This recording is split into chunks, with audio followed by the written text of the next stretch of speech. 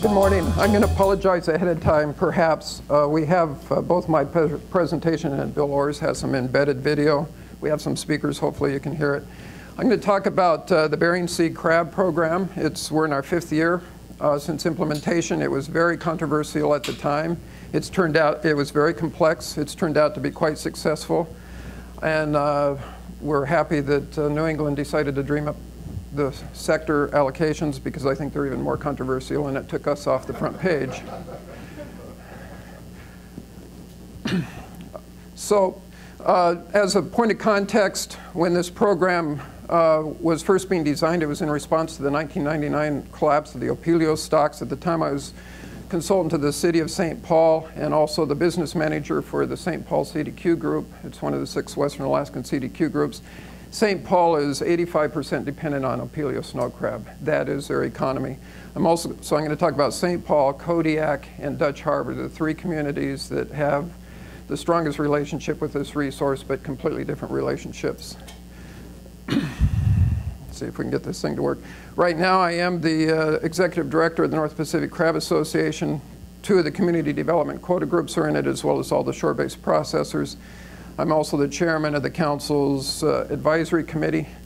And I also wear another hat. I have a PR firm, and we do a lot of work for the industry for a group called Sea Alliance. And we're going to actually borrow some material from them so that you understand what these communities are about. So what I'm going to try to do very briefly, since my time's been cut in half, is talk to you about why the program was developed initially, how we identified the universe of stakeholders, and sort of answer some basic questions about has it worked at the community level. So let's start with why it was developed.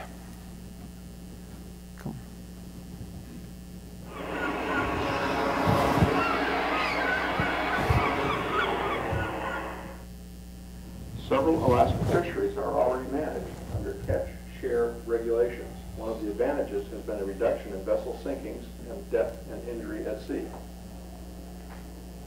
I mean, there's all kinds of war stories. I've seen just about every injury that you can think of. I've seen fire, flooding, sinking, grounding, death. During the period from 1990 to 2005, we lost no less than 90 men. We got into a situation where we had hundreds of boats fishing on a limited stock, and this was a ridiculous race for fish. The duration of the season, it was long enough that everybody was exhausted and you went beyond what maybe you should, and short enough that you couldn't stop and rest. The basic issue of catch shares is that fishery management requires hard caps or hard quotas in order to protect the long-term sustainability of the stock. Basically, it's the idea that I don't have to race for fish. You know you're going to get your share. Before, if you had an issue or a breakdown, you're done. If you had to run the town, the season was over. By the time you get in town and back, it's a done deal. So now if you have a major issue, you take care of it and go out again. So that was one reason we did this program, but come on, cooperate. It wasn't the only reason. We were also doing a lot of damage in this race for fish to the resource. Those of you that deal with ABCs and OFLs and tax and all that stuff will recognize this.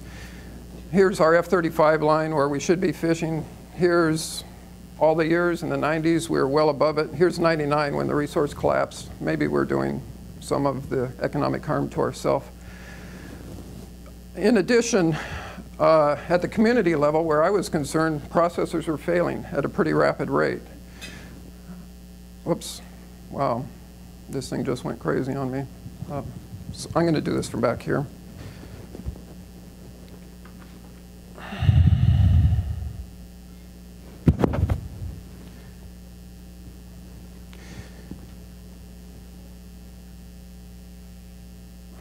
Sorry for the technical difficulties. So what we had was the blue lines were years where there were new entrants into the processing sector. The green lines were their were years where we were losing processors, and it's basically a shore-based processing industry. And you can see in the collapse in '99, we lost a lot of processors. And in Alaska, a lot of these communities, that's all you have. You don't get to go to work at a Walmart or anything else. We have fishing and processing.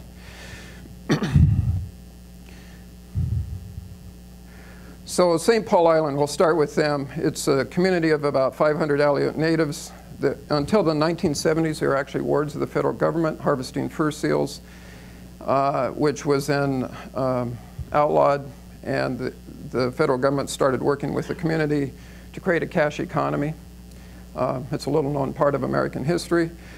And as a result, we built up the infrastructure there to the point where we had Unisea Seafoods, we had Trident and Icicle Seafoods, and because it was a race for fish, we could process about 700,000 pounds of snow crab a day at these 3 facilities. But we also knew that with the end of the race for fish and the resulting decapitalization and moving to biological seasons, we were going to lose some or all of this because every one of these companies had processing plants in locations that were more efficient. We had also, during the buildup, taken on debt to develop the infrastructure for this industry, and we had the highest per capita debt in Alaska. We knew that if we lost the crab industry, not only were those investments in jeopardy, we would lose our local halibut fishery because they needed that plant. This fishery is the most important fishery in terms of income and employment, but it could not support a plant on its own.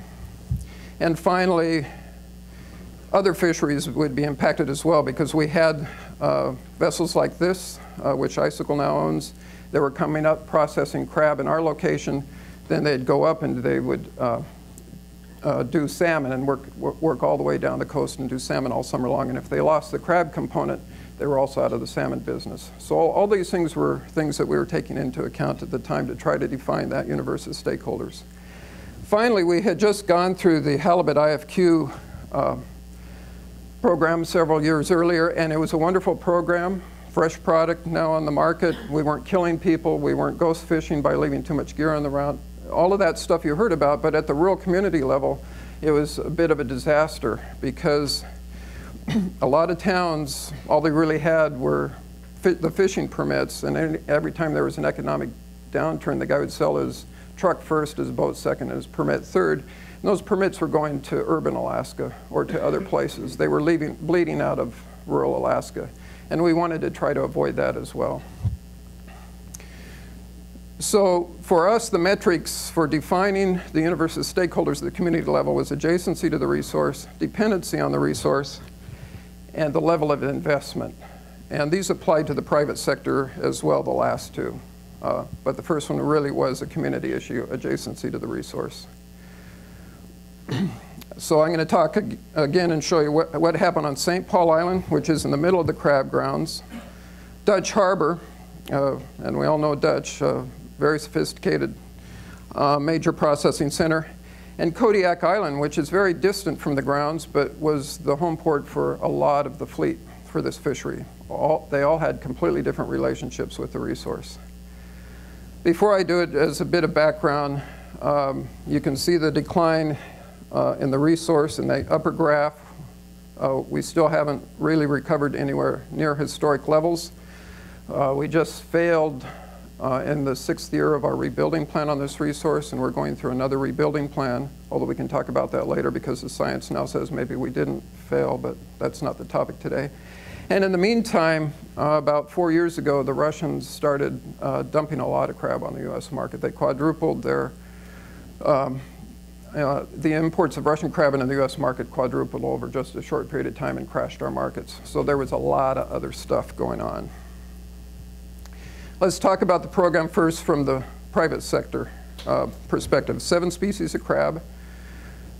There was quota share given to vessel owners and to skippers. I think this was the first program that tried to allocate to crew, at least at some level, directly. Processor quota share was given to the community-based processing plants based on history. To keep things fair between the two sides, there's a price formation binding arbitration system that's in place in this program. Catcher processor shares went to, again, vessel owners and skippers of catcher processors. And we're still wrestling even now with what we can do to improve new entrant opportunities for boots on deck. Although we took a pretty good shot at it, we thought initially we're still working on this issue. On the community side, we did a 10% allocation to the CDQ groups. They were already at 7.5% allocation of the resource. We bumped it up a little bit. All allocations are political. We established regional landing requirements. This was the keystone of community protection, and I'll come back to it in a minute. We put in a 2-year cool down period where everybody had to stand still. Processors and harvesters still had to deliver to all the traditional communities at the same rate they had before the program. We gave communities a right of first refusal to buy the processor quotas in their town as the ultimate sort of way to guarantee your access to the resource. And to do all this, we established community ecos, eligible crab community organizations that could buy harvesting and processing quota and that are the interface between the council and the industry and the communities. So it's a very complex program. I'll talk first about regional landing requirements. The first thing we did is we drew a line at 5620 and to create a north-south region, and we said the amount of crab traditionally delivered on both sides of that line has to still be delivered on both sides of that line, but we wanted to keep it flexible enough for consolidation and efficiency. You only have to deliver somewhere in that region. That's how we started out. It got a little more complicated before we were done. Yeah. We then applied the same thing to one additional crab species and created an east-west line, but it's not really germane to the discussion today. So for St. Paul Island, what's happened? You can see the crash. This is city revenues. They're starting to come back after, 5 years into the program. One of the interesting things is you'll look at it and you'll say, well, look, onshore processing seems to be recovering faster than offshore processing, but that's because we designed this program so that the offshore processing would move into the communities. It was an intentional part of the design. And in fact, now there are no floaters left operating offshore.